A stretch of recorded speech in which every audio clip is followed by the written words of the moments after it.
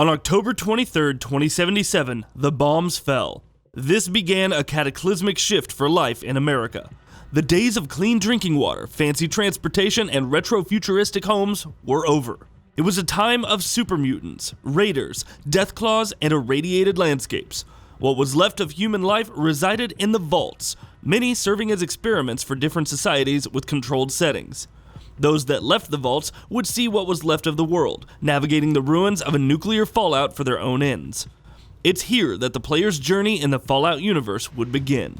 On October 23, 2019, Bethesda announced Fallout First.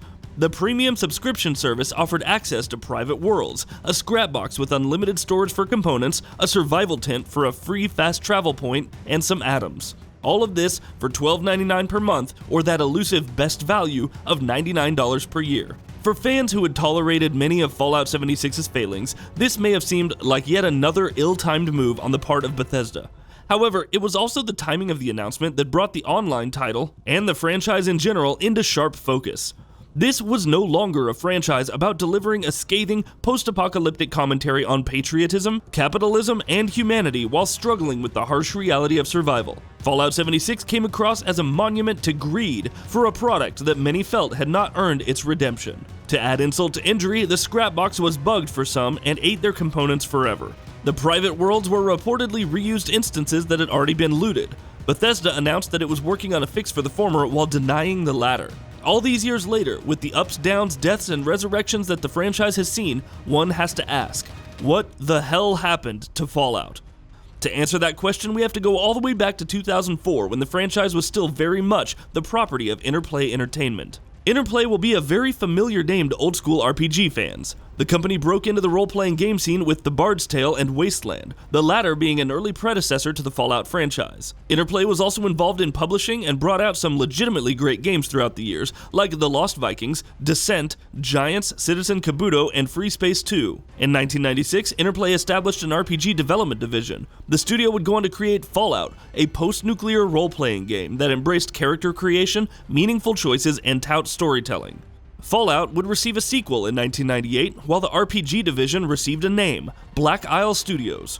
Fallout 2 was also a success, improving on the original with a larger world and even more freedom of choice. Black Isle was seemingly on a roll from that point on. It released Planescape, Torment, and Icewind Dale, while also serving as the publisher for the Baldur's Gate series from a relatively unknown studio called BioWare. Everything seemed to be going swimmingly for the studio, with Van Buren, aka Fallout 3, and a non-D&D title called Torn in development. Then, in December 2003, Interplay announced that Black Isle Studios was closing. Interplay was facing severe financial problems much before this, being on the verge of bankruptcy in 1998.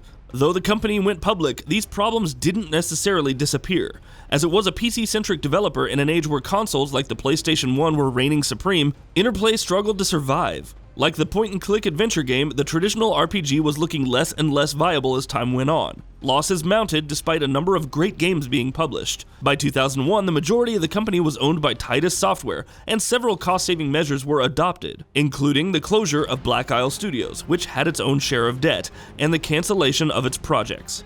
Then there's the case for Fallout Brotherhood of Steel, a linear action RPG for PlayStation 2 and Xbox.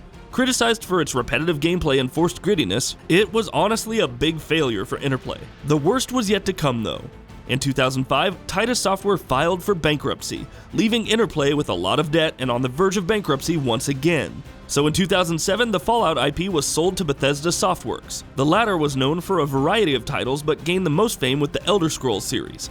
Around that time, it had released The Elder Scrolls IV Oblivion to abject critical and commercial success. There were a few problems though. First was that the company's RPGs weren't isometric turn-based titles, but first-person action RPGs with large open worlds. Sure enough, when Fallout 3 was announced, there was skepticism over its shift to a fully 3D title with real-time shooting and combat. Developed on Bethesda's Gamebryo engine, it was also the first Fallout title to not involve any of the original game's creators. In hindsight, however, Bethesda was making all the right moves with Fallout 3. Though it included over-the-top elements like slow-mo head explosions and blood splatter, the focus was on a more serious title that channeled the franchise's post-apocalyptic themes of survival in a brutal world. High-profile actors like Liam Neeson and Ron Perlman were roped in, the latter famous for his rendition of War. War Never Changes. Though combat was in first person, character creation still formed a large part of the gameplay, with skill checks and conversations yielding vastly different results depending on your stats. Fallout 3 released in October 2008 and received strong praise from critics. Though Fallout 2 director and writer Tim Kaine criticized the endings, he appreciated the overall level of detail of the world. Even though there were numerous bugs and glitches, not to mention some hardcore fans believing that this wasn't a true Fallout, Fallout 3 was a massive commercial success. It shipped 4.7 million units by the year end and is estimated to have sold 12.5 million copies worldwide as of November 2015. It's interesting to note that at the time, Interplay was in an agreement with Bethesda to work on Fallout Online. The MMO sought to have player-controlled towns and social areas with roughly 65,000 square miles of terrain being mapped out. Of course, by 2009, Bethesda sought to rescind the license due to Interplay apparently not starting development in time. It also didn't help that Interplay was still selling the Fallout trilogy, which consisted of the original 3 games. Following numerous years of trials, the two companies settled out of court for $2 million. Bethesda had Fallout Online all to itself, while Interplay could no longer sell the original Fallout trilogy after December 31st, 2013. Bethesda itself, though, had been working on the Elder Scrolls V Skyrim, which would release in 2011 and set new standards with its open world and scale. Prior to this, however, Bethesda was raising capital to the tune of $450 million. It began expanding its publishing efforts to Europe and opened offices in Tokyo and Frankfurt before expanding to other countries over the years, Moscow being the most recent. Parent company ZeniMax Media was also making big moves. It acquired id Software in 2009 and published Rage. In 2010, it acquired Arcane Studios, known for Dark Messiah of Might and Magic and for being involved with BioShock 2. The studio would go on to develop the Dishonored franchise before eventually heading up Prey, which was reported to have its own issues, including rumored interference from Bethesda, who acquired the IP rights in 2011. For all intents and purposes, Bethesda was becoming a big deal, publishing a range of titles while cultivating its own studios and properties. However, the main development team often received the same question: what about the next Fallout? When was Fallout 4 coming? It had been several years since the release of Skyrim, so what was the studio's plan for the next Fallout? Well, unbeknownst to some, and rumored by others, plans for Fallout 4 began in 2009. Though production began in the same year, the title fully entered production in 2013. Unlike its predecessor, Fallout 4 wanted to be different from the older games. It wanted to channel their tone while introducing a bevy of new gameplay features: base building, a fully voiced protagonist, better gunplay, a deeper weapon customization system, hundreds of objects to interact with, and the ability to manage an entire settlement were confirmed on top of the previously established VATs. NPC interactions would be more freeform, animations would be better, at least that was the idea, and the dynamic dialogue system promised a greater degree of player agency. The creation engine allowed for sculpting one's character instead of relying on sliders, not to mention implementing graphical options like motion blur, screen space reflections, an improved material system, and much more. The marketing blitzkrieg was in full effect. A countdown timer ended on June 3rd to formally announce the sequel and reveal the first trailer. Visually, the game was a step up from Fallout 3. Though it was considered inferior to more contemporary games. Nonetheless, Fallout 4 was at the top of many wish lists. Bethesda capitalized on the hype and released Fallout Shelter, a mobile title that involved managing one's own vault. It served as a nice distraction until Fallout 4's launch, despite being criticized for having lunchboxes that could be purchased with real money. When Fallout 4 released, it received positive acclaim across the board and shipped a whopping 12 million units in the first 24 hours. About 1.2 million copies were sold in the same period. It seemed like another huge success for Bethesda. However, after the initial honeymoon phase wore off, some fan sentiment began to change. The numerous bugs and performance issues were criticized, but it was Bethesda's overall creative vision that faced the harshest criticism. Skill checks were effectively gone or rendered pointless, with interactions also feeling heavily dumbed down. The special system felt less like a character-defining toolset and more like a straight upgrade system. The story came across as far too similar to Fallout 3, with the added interaction of factions viewed as not impactful enough. Though the gunplay was praised and the world was fun to explore, many felt that the settlement building system was ultimately irrelevant to what they wanted from the game. It didn't help that some of Bethesda's subsequent DLC packs were focused entirely on settlement building. Fallout 3 may have faced skepticism before launch, but Fallout 4 was the subject of a more significant, sustained backlash after release. Many felt like it was more akin to an open-world looter shooter than a fully fledged RPG.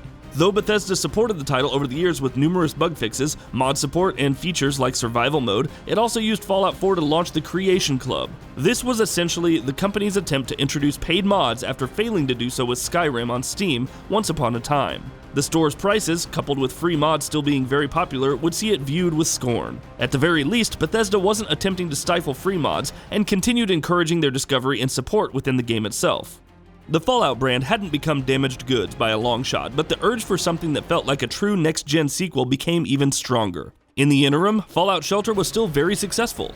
Live service games and loot boxes started rolling in 2016 with the release of Overwatch. The popularity of the live service model exploded when Fortnite Battle Royale released by 2017's end. So Bethesda brought the Creation Club to the Elder Scrolls V Skyrim Special Edition on Xbox One, PS4, and PC with the expected mixed reception. It was never formally confirmed when Fallout 76 started development, but the trends that Bethesda were chasing would only become more obvious later. On May 30th, 2018, Fallout 76 was announced after a 24-hour live stream with the "Please stand by" message that the series had become known for. Rumors beforehand indicated that Fallout 4 would have a sequel spin-off. Though Bethesda didn't provide any real details about Fallout 76 upon its announcement, reports from Kotaku's Jason Schreier indicated that it was an online-only survival title. When E3 2018 finally arrived, Bethesda revealed that Fallout 76 was a prequel to the series, and indeed only playable online. Of course, to placate fans, the company also revealed that single-player efforts like the long-rumored Starfield were also in development, along with the Elder Scrolls VI.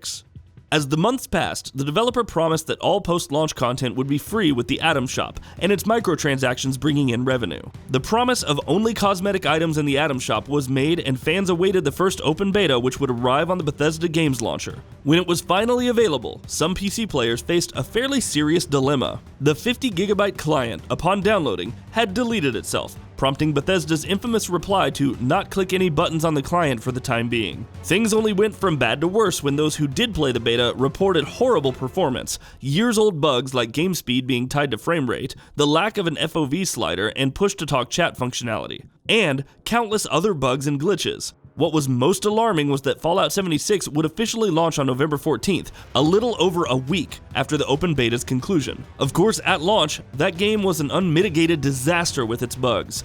Reviews circulated quickly and criticized the game's lack of a compelling story, repetitive side quests, lack of human NPCs, poor gameplay, and the list just goes on and on.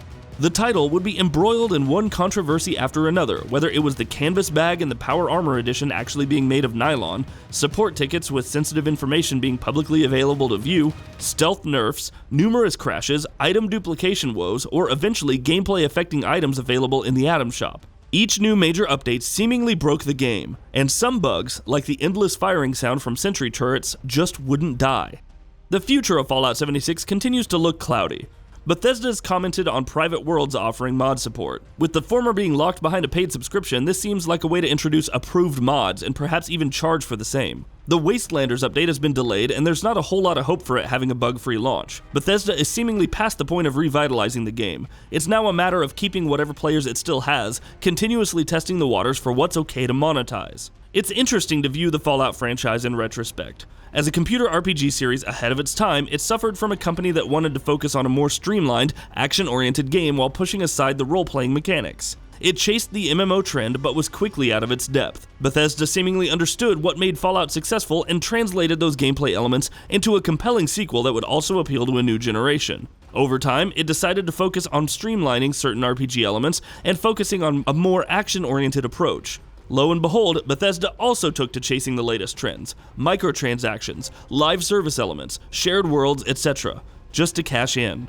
The main difference between the two is that Interplay felt that it had to trend chase for the sake of staying afloat, while Bethesda seemingly cashed in on what was considered hot. For all intents and purposes, Fallout is a successful franchise for Bethesda. The company isn't going bankrupt anytime soon and doesn't have to worry about selling the IP. It could see just how far the well could be poisoned before putting the Fallout franchise on the back burner and focusing on its other games. Perhaps some kind of shakeup is required for the company to bring the franchise back to its role-playing roots. Either way, the story of Fallout doesn't end here. Whether it sinks to new depths, or has its legacy carried on, or more hardcore games like Underrail remains to be seen. And that wraps it up. If you like what we're doing, please consider subscribing to our channel. We upload new videos daily. Also, don't forget to switch on the bell notification icon, that way you don't miss out on any of our videos.